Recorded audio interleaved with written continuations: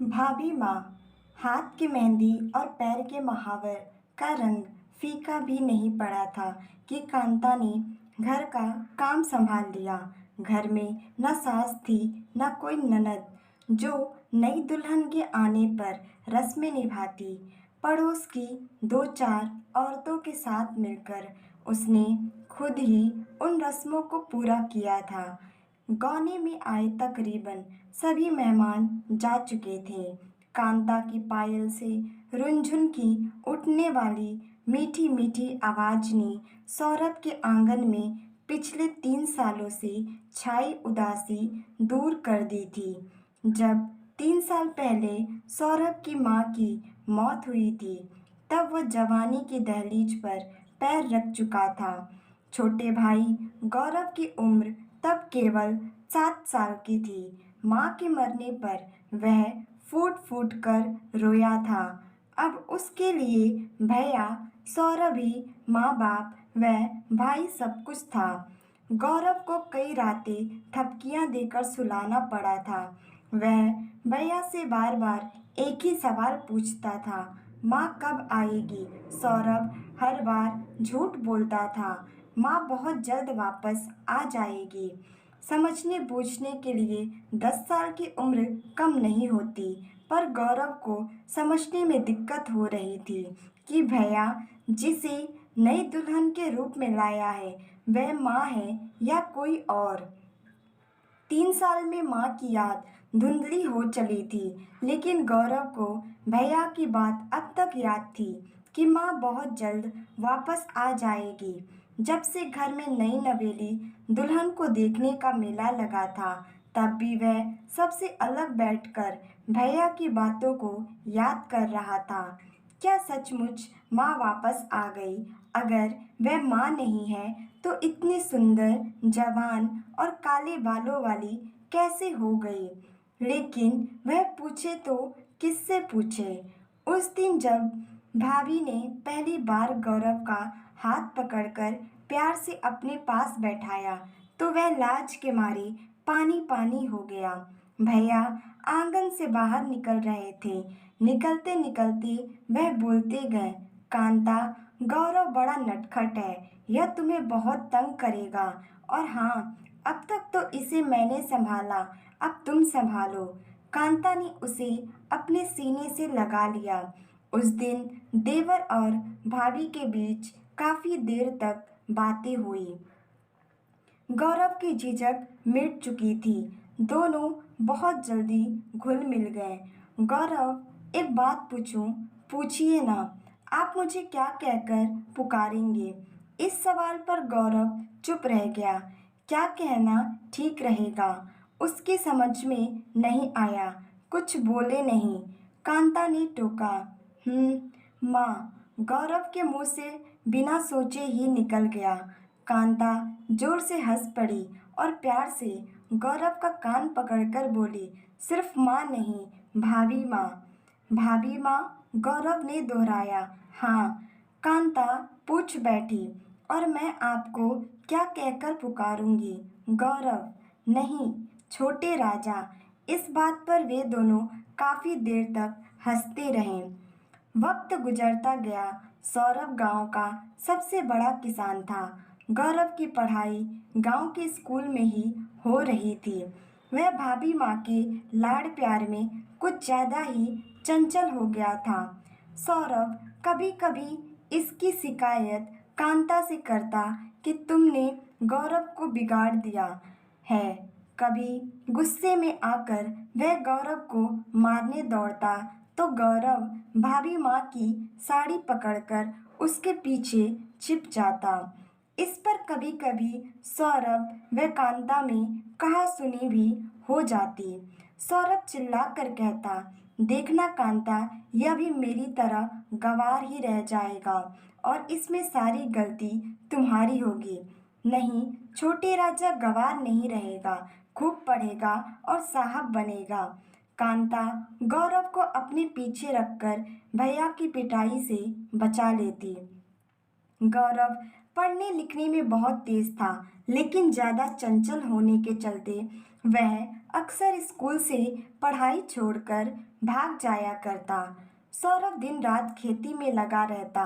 इसकी उसे जानकारी भी नहीं हो पाती। जब स्कूल के मास्टर इसकी शिकायत करते तो वह घर आकर कांता पर बरस पड़ता। तब भी कांता यह कहकर गौरव का बचाव करती, आप बेकार ही चिंतित हो रहे हैं। अपना गौरव पढ़ने में बहुत तेज है, अच्छे डिवीजन से क्लास पास करेगा। यूँ तो सौरभ नहीं चाहता था कि गौरव खेती में हाथ बटाए और उसकी पढ़ाई बर्बाद हो। फिर भी ज़रूरत पड़ने पर खेत जाने की हिदायत जरूर करता। लेकिन गौरव को खेत जाना पसंद नहीं था। वह खेत से लौटकर भाभी माँ को पैर और कपड़े में लगे कीचड़ को दिखाते हुए कहता, देखो भाभी माँ, इसलिए मैं खेत पर जाना नहीं चाहता। लेकिन आप तो किसान के लड़के हैं, आपको खेत पर जाने में कहीं हिचकना चाहिए। कांता गौरव को प्यार से समझाती। इस पर गौरव ठुनकने लगता तो कांता को मजबूर होकर कहना पड़ता, ठीक है, आइंदा आप खेत पर नहीं जाएंगे, मैं आपके भैया से कह दूंगी। सौरभ को यह बात पसंद नहीं थी। गौरव ने स्कूल का इम्तिहान अच्छे नंबर से पास कर लिया। भाभी माँ को मना करके उसने शहर के अच्छे कॉलेज में दाखिला ले लिया। गौरव के बिना कांता को पूरा घर सूना सूना सा लगने लगता था। बाद में अपने बच्चे के साथ रहकर वह इस कमी को भूल गई। सौरभ ने गौरव को पढ़ाने में कोई कसर नहीं छोड़ी। एक दिन गौरव जब गांव आया तो आते ही भाभी माँ को एक खुशखबरी सुनाई। सुनकर कांता खुशी से उछल पड़ी। घर आते ही सौरभ पूछ बैठा, अरे कांता, आज तुम बहुत खुश हो? हाँ, बहुत खुश हूँ। कांता सौरभ के सामने दोनों हाथ पीछे कर थोड़ा झुकते हुए बोली, जरा मैं भी तो सुनूं कि कैसी खुशी है। ऐसे नहीं, पहले वादा। कैसा वादा? सौरभ मुस्कुराया, यही कि इस बार फसल बिकने पर अपनी पूजा बेटी के लिए सोने का एक जोड़ा कंगन बनवा दोगे। कांता ने चहकते हुए कहा, यह भी कोई शर्त हुई? पूजा तो अभी बच्ची है, भला वह कंगन लेकर क्या करेगी? सौरभ बोला, इसलिए कि इसी बहाने उसकी शादी के लिए कुछ गहने हो जाएंगे। उसकी शादी की अभी से चिंता? सौरभ कहकर जोर से हंस पड़ा और कांता के और नजदीक होकर बोला, चलो यह शर्त मंजूर है, सिर्फ पूजा का ही नहीं, इस बार तुम्हारा भी कंगन। शर्त? हाँ। अपना गौरव डॉक्टरी की पढ़ाई में दाखिला लेने के लिए होने वाले इम्तिहान में पास हो गया है। अब वह डॉक्टर बनेगा। डॉक्टर? सच? कहाँ है वह? पहले मुझे नहीं बताया, आज उसकी पिटाई करूँगा। कहते कहते सौरभ खुशी से रो पड़ा। गौरव का दाखिला डॉक्टरी की पढ़ाई वाले कॉलेज में हो गया। अब तो वह गांव से और भी दूर चला गया था, लेकिन भैया भाभी, माँ और भतीजा भतीजी से मिलने वह बार बार गांव आता। भाभी माँ अब उसे डॉक्टर साहब कहकर पुकारने लगी। गौरव इस पर ऐतराज करता। वह कहता, मुझे छोटे राजा सुनने में ही अच्छा लगता है। डॉक्टरी की पढ़ाई पूरी करने के बाद गौरव किसी बड़े डॉक्टर के साथ रहकर मरीजों का इलाज करने की तरकीब सीख रहा था। उसके बाद वह किसी बड़े शहर में डॉक्टर की नौकरी करना चाहता था। गौरव कुछ समय के लिए गांव आया था। बातचीत के दौरान उसने भाभी माँ को भी बताया कि वह किसी बड़े शहर में नौकरी करना चाहता है। इसका कांता ने हंसते हुए विरोध किया, अगर सभी डॉक्टर शहर में ही रहना पसंद करेंगे तो गांव के लोग कहाँ जाएंगे? भाभी माँ, इतना पढ़ लिख कर भी गांव की नौकरी, गांव में क्या रखा है? न बिजली, न सड़कें, न मन बहलाने के लिए सिनेमा घर, जबकि शहरों में सड़कें, बिजली की चकाचौंध, बड़ी बड़ी इमारतें, गाड़ियाँ, पढ़े लिखे लोग। कांता गौरव का मुंह देख रही। गौरव इसी धुन में बोलता रहा। हर कोई पैसा कमाना चाहता है, मैं भी यही चाहूँगा। गांव में सेवा तो हो सकती है, पैसे नहीं मिल सकते। गांव के लोग गरीब होते हैं, वे डॉक्टरों को पैसा कहाँ से देंगे? और शहरों में तो जितना जी चाहे पैसे वसूले जा सकते हैं। डॉक्टर साहब, यह आप क्या बोल रहे हैं? गांव में जन्मे बड़े हुए आज गांव से ही नफरत करते हैं। सारे डॉक्टर ऐसा ही सोचने लगेंगे तो गांवों का क्या होगा? जबकि देश के ज़्यादातर लोग गांवों में ही रहते हैं। छोड़ो भी भाभी माँ, यह सब सरकारी भाषा है। सरकारी भी यही कहती है कि सरकार भी यही कहती है कि डॉक्टरों को गांवों में अस्पताल खोलने चाहिए, लेकिन कितने डॉक्टर गांव में आना चाहते हैं? गौरव की इस बात ने कांता को काफी दुखी किया। गौरव तो वापस चला गया, लेकिन कांता कई दिनों तक बेचैन रही। गौरव की एक एक बात आग बनकर उसके अंदर उतर चुकी थी। हालांकि वह ज़्यादा पढ़ी लिखी नहीं थी, फिर भी जितना वह समझ सकी, गौरव का फैसला उसे अच्छा नहीं लगा। कुछ दिनों बाद गौरव मनचाहे शहर में सरकारी डॉक्टर बन गया। यह खबर पाकर सौरभ और कांता को काफ़ी खुशी हुई। अब गौरव बहुत कम गांव आ पाता, लेकिन हर महीने भैया को रुपए भेजना नहीं भूलता। जब कभी छुट्टी मिलती तो घर के सभी लोगों के लिए तरह तरह के तोहफे लेकर जरूर आता। इस बार जब वह घर आया तो भाभी माँ को बीमार देखकर चिंतित हो गया। उसने भाभी माँ से शहर चलने के लिए कहा ताकि ठीक से इलाज हो सके, लेकिन कांता ने यह कहकर शहर जाने से इनकार कर दिया कि शहर में उसका दम घुटने लगता है। देहात की ताज़ा हवा, साफ सुथरा माहौल, दूर दूर तक फैली हरियाली, भोले भाले लोग और मिट्टी की सौंधी सौंधी महक को छोड़कर वह शहर में नहीं रह सकेगी। शहर में गंदी हवा, भीड़ भाड़, कारखाने व मशीनों के चिघाड़ने की आवाज़ें, चिमनियों से निकलता जहरीला धुआं उसे और ज़्यादा बीमार कर देंगे। लेकिन आप वहाँ नहीं जाएंगी तो आपकी सेहत का क्या होगा? गौरव ने समझाया। छोटे राजा साहब, मुझे कुछ नहीं होगा, आप मेरी चिंता मत कीजिए।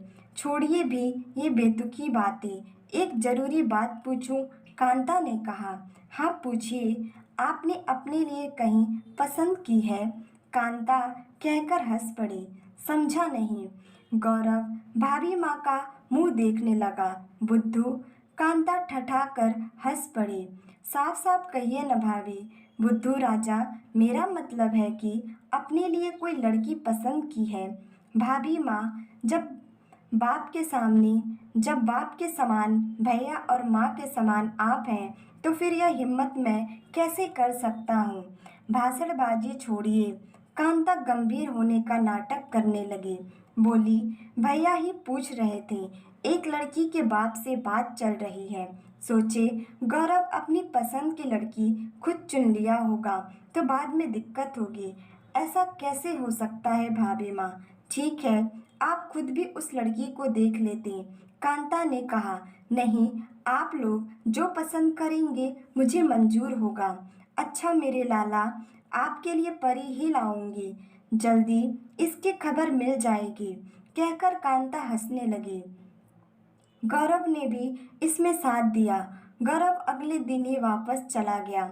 2-3 महीने सब कुछ ठीक ठाक चला। उस दिन गौरव सोकर उठा ही था कि गांव से आए रिश्ते में भाई लगने वाले अरुण को देखकर चौंक गया। एक झटके में ही उसने अंदाजा लगाया कि शायद उसकी शादी पक्की हो गई है। यह उसी की खबर लेकर आया होगा। अरुण, गांव से आ रहे हो? सभी कुशल तो है? गौरव ने पूछा। अरे तुम कुछ बोलते क्यों नहीं? भैया भाभी, माँ पूजा, राहुल पिंकी सब कुशल तो है? गौरव चिंतित हो गया। अरुण, गौरव उसे जोर से झकझोरते हुए चिल्लाया। वह किसी अनहोनी के डर से कांपने लगा। कांता भाभी, अरुण पूरा नहीं बोल सका। क्या हुआ भाभी माँ को? गौरव पागलों की तरह चिल्लाया। नहीं। गौरव की चीख देर तक गूंजती रही। रेलगाड़ी महानगर से निकलकर खेत खलिहानों से होकर गांव की ओर दौड़ रही थी। रात आधी बीत चुकी थी। डब्बे के लगभग सभी मुसाफिर सो चुके थे। केवल गौरव और अरुण ही ऐसे थे जिन्हें नींद नहीं आ रही थी। गौरव तो पत्थर की मूरत की तरह बैठा था। अरुण धीरे धीरे कुछ बतिया रहा था। गौरव, क्या जानते हो, कांता भाभी पूरे 24 घंटे तक दर्द से तड़पती रही।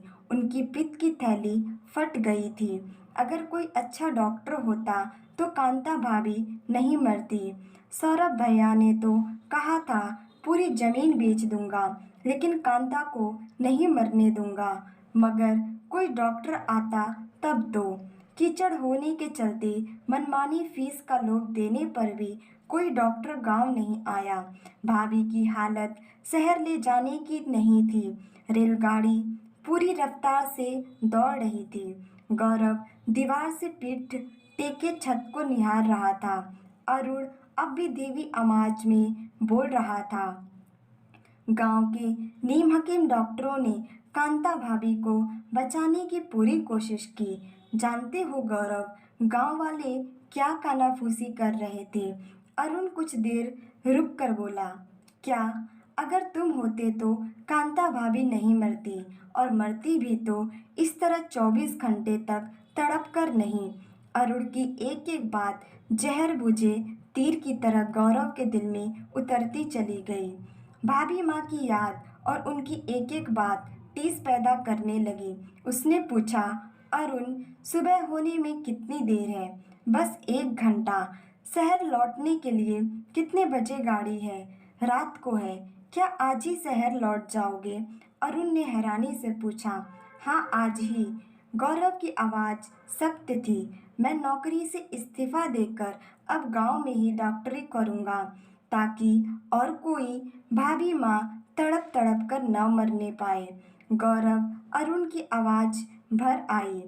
हाँ अरुण, भाभी की मौत ने मेरी आंखें खोल दी हैं। Like share and subscribe my channel.